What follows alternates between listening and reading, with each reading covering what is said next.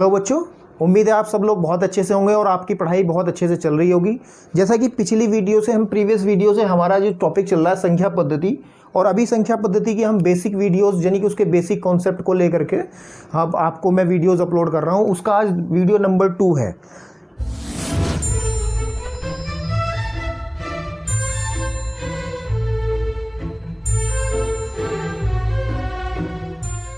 पहली वीडियो में हमने कुछ टॉपिक्स क्लियर किए थे, 3 टॉपिक। आज उससे नेक्स्ट स्टेप हम चल करके आज आपके सामने जो टॉपिक लेके आए हैं बहुत इंपॉर्टेंट टॉपिक है, परिमेय संख्याएं। परिमेय संख्याएं आपके पास में, बिल्कुल ठीक बात है, इनको समझ लेंगे। उसके बाद में आपके पास में है अपरिमेय संख्याएं। अपरिमेय संख्याएं यानी कि ये दोनों टॉपिक एक दूसरे से रिलेटेड है हमारे पास में। दोनों टॉपिक आज इस हमारी छोटी सी वीडियो में सारे क्लियर हो जाएंगे और इसके बारे में आप जानकारी मिल जाएगी। मैं आपको पिछली वीडियो में पूर्णांक पढ़ाया था। क्या पढ़ाया था? पूर्णांक। पूर्णांकों में क्या बताया था कि एक नंबर लाइन थी हमारे पास में, ठीक है, जिसके बिल्कुल बीचों बीच हमने 0 पूर्णांक की बात की थी। और उसके बाद में यहाँ पे 1, 2, 3, 4, 5 इसी तरीके से आपके पास में ये इधर की तरफ अनंत तक जाएगा, इनफाइनाइट, ठीक है। इधर की तरफ -1, -2, -3, -4, -5 और -6। तो ये जो नंबर लाइन थी, ये जो संख्या रेखा थी आपके पास में, जो सामने आपकी स्क्रीन पर दिख रही है, ये संख्या रेखा आप किसको प्रदर्शित कर रही है? पूर्णांकों को प्रदर्शित कर रही है। अब हम लोगों को परिमेय संख्याएं पढ़नी है। परिमेय संख्याएं कोई अलग चीज़ नहीं है। आप लोग ध्यान दें, अगर मैं इनमें से किसी एक हिस्से को उठा लूँ, जैसे बाई चांस में इसमें से ये वाला हिस्सा मैंने उठा लिया यहाँ से। कौन सा हिस्सा? ये वाला जो आपको दिख रहा है, कि ये हिस्सा मैंने उठा लिया, 2 और 3। मैं आपको एक बात बता दूं, इस 2 और 3 के बीच में भी असंख्य बहुत सारी अनगिनत संख्याएं होंगी, ठीक है, आपके पास में। कैसी जैसे इनकी बिल्कुल बीचों बीच एक संख्या मिलेगी 5/2, बिल्कुल ठीक बात है। इसी तरीके से कोई और सेगमेंट उठा लो, जैसे हमारे पास में इस वाले को उठा लिया मैंने, तो हमारे पास ये सेगमेंट है इसका 0 to 1, इसके बीच में यहाँ बिल्कुल 1/2 मिलेगी, ठीक है। और इसके बीच में यहाँ पे अगर निकालें तो 1/4 मिलेगी, यहाँ भी कुछ ना कुछ मिलती रहेगी। यानी कि आप इनके बीच में जब संख्याएं निकालते जाओगे, यहाँ पे यहाँ पे यहाँ पे फिर यहाँ पे, तो कुछ संख्याएं और हमें प्राप्त होंगी। और जो संख्याएं हमें भिन्न के रूप में प्राप्त होंगी, यानी कि भिन्न के रूप के मतलब है आपके पास में ये फ्रैक्शन यानी कि इंटीजर्स के अनुपात के रूप में। और यही जो संख्याएं हैं हमारे पास में, यही संख्याएं हमारी क्या कहलाती हैं? परिमेय संख्याएं कहलाती हैं। इनको और अच्छे से अभी मैं एक्सप्लेन करता हूं, आपको और समझ में आएंगी क्या आपके पास में है। तो हम क्या करने जा रहे हैं, मैंने आपको ये बता दिया है कि परिमेय संख्या होती क्या है। परिमेय संख्या आपके पास में, इनकी डेफिनेशन की अगर हम बात करें, परिमेय संख्या के आपके पास में इसकी अगर हम बात करें तो इसमें 2 शर्तें होती हैं आपके पास में। कोई भी संख्या परिमेय है या नहीं है, ये डिसाइड करेगा कि ये 2 शर्तें डिसाइड करेंगी कि वो परिमेय संख्या है या नहीं है। दुनिया में जितनी संख्याएं हैं उनमें से आपको अगर कभी छांटनी पड़ जाए कि परिमेय संख्या कौन सी है, तो आपको ये 2 शर्तें आपको पता होनी चाहिए। सबसे पहली बात क्या कि आपको पता होना चाहिए कि परिमेय संख्याओं को हमेशा m/n के रूप में लिखा जा सकता है, रूप में लिख सकते हैं। लेकिन एक खास बात क्या है कि जहां पर m तथा जो n है ये पूर्णांक हैं। क्या है? ये पूर्णांक है। याद रखना है कि m और n क्या है? पूर्णांक है। यानी कि m/n का मतलब आपके पास में क्या है? पूर्णांक है। पहली शर्त यह है, किसी संख्या को परिमेय संख्या कहने की पहली शर्त यह है कि आपका जो उसको हम m/n के रूप में लिख सकते हैं, जहां m भी एक पूर्णांक है और n भी एक पूर्णांक है आपके पास में, समझता हूं। और दूसरी शर्त बहुत इंपॉर्टेंट शर्त है कि जो हमारा हर ये n है, नीचे वाला जो टर्म है, वो कभी भी 0 के इक्वल नहीं हो सकता, ठीक है।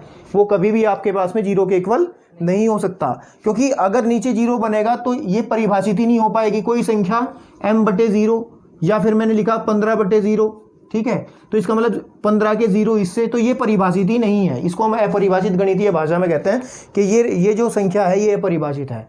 तो कहने की बात ये है कि अगर कोई संख्या परिमेय संख्या है तो उसके साथ 2 कंडीशन जुड़ी रहेंगी। एक तो वो m/n के रूप में लिख सकते हैं, जहां पर m और n 2 पूर्णांक हैं, और वो पूर्णांक कोई भी आ सकते हैं संख्या रेखा में से, कोई भी पूर्णांक आपके पास में। और दूसरी कंडीशन क्या है कि n कभी भी बराबर नहीं हो सकता 0 के आपके पास में।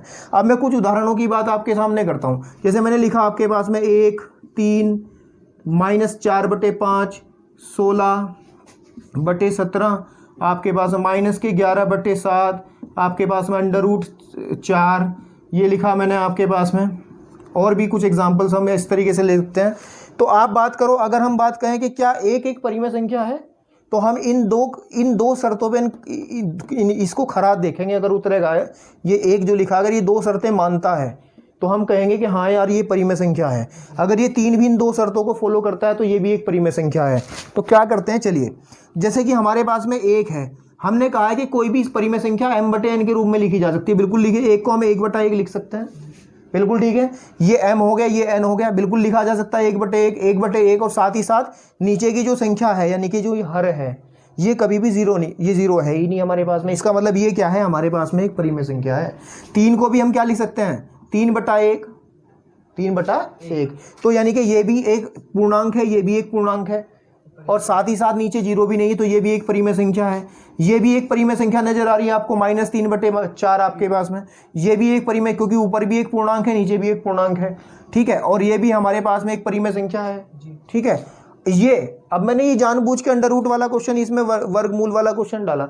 √4 का मान आपके पास में 2 होता है। कभी आप इस अंडर रूट को देख करके कहोगे गड़बड़ वाली बात है, नहीं। इसका मान क्या होता है, पूर्ण वर्ग वाली जितनी संख्याएं होती हैं ना, वो सारी की सारी आपके पास में परिमेय संख्याओं वाले के परिवार में ही आती हैं, परिमेय संख्याओं के परिवार में। ऐसे √16 होता, √64 होता, ये सारी की सारी आपके पास में जो पूर्ण वर्ग बनती हैं वो भी सारी क्या कहलाती हैं, परिमेय संख्याएं कहलाती हैं। मैं समझता हूँ आपको ये इन दो शर्तों के लिहाज से परिमेय संख्या अच्छे से कंसेप्ट क्लियर हो गया होगा उसका, ठीक है। अब हम बात करते हैं अपरिमेय संख्या की। बस अपरिमेय संख्या का मतलब ये है, इसके दोनों केसेस फेल हो जाएंगे। ये दोनों केसेस, सबसे पहली बात तो ये वाला केस, इसे तो छोड़ ही दो, ठीक है, कि इसको कभी भी परिमेय संख्या को कभी भी हम m/n के रूप में लिख नहीं सकते। यानी कि दो पूर्णांकों के अनुपात के रूप में हम कभी भी अपरिमेय संख्या को लिख नहीं सकते। तो ऐसी संख्याएं जिनको हम m/n के रूप में नहीं लिख सकते, फिर इसकी तो बात ही खत्म हो गई, ठीक है। जब ऊपर वाला केस ही हमारा गड़बड़ करेगा कि हम किसी भी संख्या को अगर m/n के रूप में नहीं लिख पा रहे हैं, तो वो संख्या हमारे पास में कभी भी परिमेय संख्या नहीं होगी, वो हमेशा अपरिमेय संख्या होगी। आप ये भी कह सकते हैं कि सभी परिमेय संख्याओं को छोड़कर जितनी भी संख्याएं बची, वो सारी की सारी आपके पास में अपरिमेय संख्याएं हैं। हम आपको एक बहुत इंपॉर्टेंट बात बता दें, अपरिमेय संख्या के बारे में और जिक्र करेंगे, लेकिन एक छोटी सी बात और बता दें आपको कि क्या है, कि ये जो आपके सामने संख्या रेखा लिखी है ना, आपके सामने पूरी बड़ी संख्या रेखा है, इस पर पूरी की पूरी सारी संख्याएं आई हैं, सारे के सारे पूर्णांक हैं। आप ध्यान से देखो, इसमें प्राकृतिक संख्याएं भी हैं आपके पास में, इसमें पूर्ण संख्याएं भी हैं। तो ये जितनी भी संख्याएं हैं ना, मेरी बात कहने की मतलब ये है कि जितनी भी संख्या रेखा पे संख्या प्रदर्शित कर सकते हैं, वो सारी की सारी ही परिमेय संख्याएं होंगी। एक भी संख्या इनमें ऐसी नहीं है जिसको हम m/n की फॉर्म में ना लिख सकें, ठीक है। नहीं, इनमें से कोई भी संख्या ले लो, इनके बीच में भी मैंने अभी थोड़ी देर पहले बताया था बहुत सारी संख्याएं आ रही हैं। तो यानी कहने की बात यह है कि संख्या रेखा पर जितनी भी संख्या इसमें प्रदर्शित हो रही है ना, ये पूर्णांकों वाली, तो ये सारी की सारी आपके पास में परिमेय संख्याएं हैं, ठीक है। अब हम बात, हमारी जो चल रही थी बात, वो हमारी बात चल रही थी अपरिमेय संख्याओं को लेकर के। अपरिमेय संख्याओं का एक एग्जाम्पल हम आपके सामने लेते हैं। अपरिमेय संख्याओं के क्या है, अपरिमेय संख्याएं, अपरिमेय संख्याओं को लेकर के, जैसे हमने आपके सामने पढ़ा है पाई। क्या पढ़ा है, पाई की जो वैल्यू होती है आपके पास में, वो कितनी होती है, 1.1415 कुछ ऐसे होती है आपके पास में, ठीक है। इस अपरिमेय संख्या को पढ़ाने से पहले मैं तुम्हें एक किस्सा बता दूं छोटा सा, जो कि स्वयं मेरे साथ ही घटित हुआ था। एक बार एक विद्वान व्यक्ति ने मुझे क्वेश्चन पूछा कि √3 कैसी संख्या है, √3 एक कैसी संख्या है।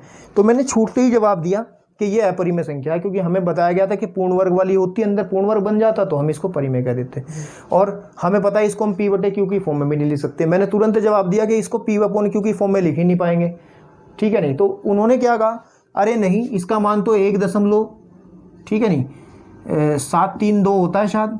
तो उसने मुझे करके क्या बताया कि 1.732 को अगर मैं इसे दशमलव को हटाऊं, नीचे 1000 आ जाए, तो उसने कहा कि लो 1732 बटे हमारे पास 1000 आ जाएगा। तो ये जो है हमारे पास में, ये तो p/q की फॉर्म में लिखी जा रही। तो उन्होंने मुझे उलझा दिया, ठीक है। लेकिन मेन बात उन्होंने मुझे ये क्लियर बताई कि नहीं, देखो गड़बड़ कहाँ हो रही है, कि ये √3 का मान 1.732 नहीं है, ये आगे तक भी मान है इसका, ये इसकी फाइनाइट वैल्यू नहीं है। जैसे किसी संख्या को हम भाग कर रहे हैं ना, 3 से भाग करें तो 3.3333 ऐसा आता चला जाता, कभी रुकता नहीं है। तो ये इसकी एग्जैक्ट वैल्यू नहीं है। तो इसका मतलब इसको कभी भी हम p/q के रूप में लिख नहीं पाएंगे। तो ये एक अपरिमेय संख्या है, समझ में आई बात नहीं? तो ये आपके पास में कैसी संख्या, अपरिमेय संख्या है। तो मैंने वही बात बताई कि दुनिया में आपके पास में वो सभी संख्याएं जो P/Q के रूप में नहीं लिखी जाने की, ठीक है। परिमेय संख्या तथा अपरिमेय संख्याओं के बीच में अब अंतर पढ़ते हैं हमने आपको थोड़ी देर पहले बता चुका मैं कि परिमेय क्या होती हैं, अपरिमेय क्या होती हैं, अच्छे से आपको बता चुका हूँ। अब मैं दशमलव रूप के आधार पर मैं परिमेय तथा अपरिमेय संख्याओं में अंतर आपके सामने स्पष्ट करूँगा। सबसे पहली बात, परिमेय संख्याओं की खास बात क्या होती है जब वो दशमलव रूप में आते हैं, ठीक है। उनके अंदर खास बात ये होती है, या तो एक तो दशमलव का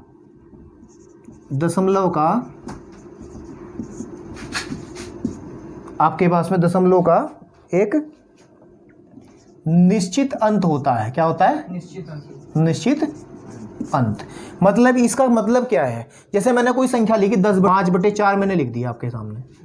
5/4 को जब मैं भाग करूंगा दशमलव में, 4 एकम 4, 4 दूनी 8 और 4 पंजे 20, इसके बाद नहीं हो पाएगा।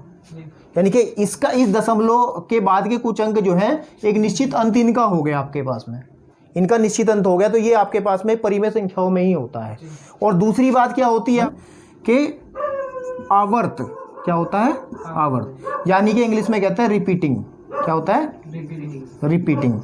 रिपीटिंग का मतलब आपके पास में क्या होता है कि जैसे मैंने लिखा 10/3 लिखा, 10/3 एक परिमेय संख्या है क्योंकि ये शर्त पूरी कर रहा, ऊपर भी एक पूर्णांक है नीचे भी पूर्णांक है। लेकिन जब इसको मैं भाग करूंगा ना 3×9.33333, तो एक पर्टिकुलर नंबर का जो है आवर्त यानी कि रिपीटिंग हो रही है। यानी कि आपके पास में तो ये भी इस तरीके की संख्या ये दशमलव रूप में जो ऐसा प्रदर्शित करेगी वो हमेशा क्या होगी, वो परिमेय संख्याओं में ये होता है। इसको हम शॉर्टकट में ऐसे लिखते हैं 3.33 बार का मतलब है कि ये इसकी आवर्ती हो रही है बार बार आपके पास में। तो ये तो केस बना किसका, हमारे पास में परिमेय संख्या का। अब डिस्कस करते हैं इसी के सापेक्ष किसके बारे में डिस्कस करते हैं, इधर की तरफ डिस्कस कर लेते हैं। किसके बारे में? अपरिमेय संख्या की दशमलव रूप के बारे में।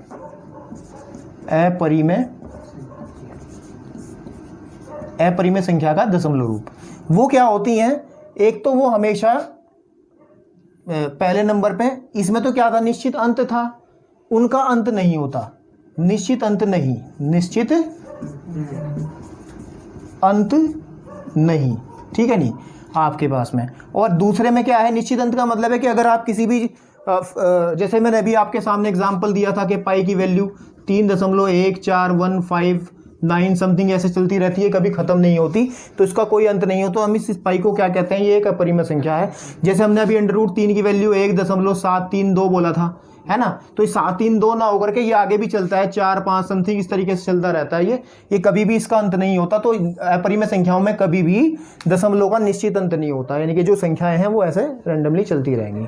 दूसरी बात आपके पास में क्या है, और जो है आवर्त नहीं होता, ठीक है नहीं, आपके पास में आवर्त नहीं होता, आवर्त नहीं है आपके पास में। आवर्त नहीं का मतलब है आपके पास में कि जैसे ये बार बार रिपीटिंग हो रही थी ना इस तरीके से किसी एक की, उसमें क्या होगा आपके पास में कि संख्याएं बदलती रहेंगी। कहने की बात यह है कि आवर्त नहीं होने का इस तरीके की कंडीशन पैदा नहीं होगी, इसमें आवर्त होगा, इसमें आवर्त नहीं होगा आपके पास में।